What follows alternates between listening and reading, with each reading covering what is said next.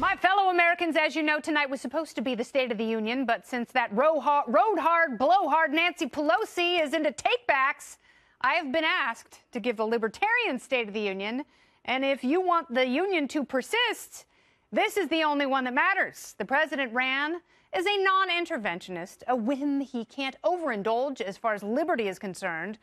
He laid out the dire consequences of nation building and mission creep as successive administrations have only extended failure and bloodshed from one empty presidency to the next.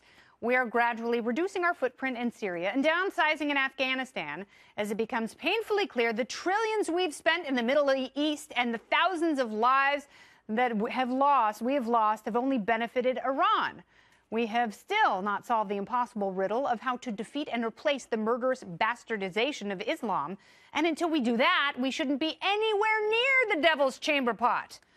And now we turn to the turmoil in Venezuela, where the brain drain and authoritarianism has left her most vulnerable citizens defenseless against a violent and unstable regime.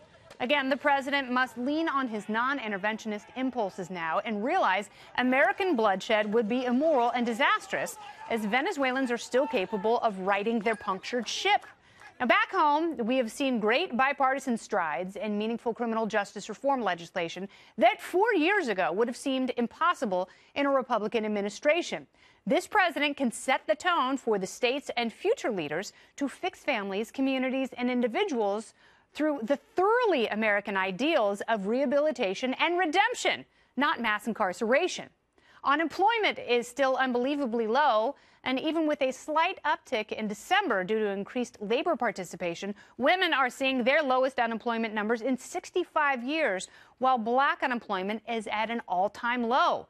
If the president can focus on these numbers, any Democratic opponent will be hard-pressed to sell a doom and gloom jobs message. Work always triumphs over dependency, and anyone who is engaging in the economy can attest to that.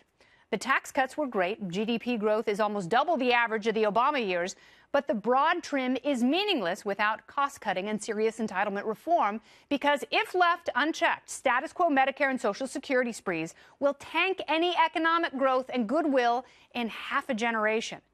And more than anything the president needs to capitalize on, it is capitalism, and realize we are at a crossroads where younger voters see socialism as fun and viable.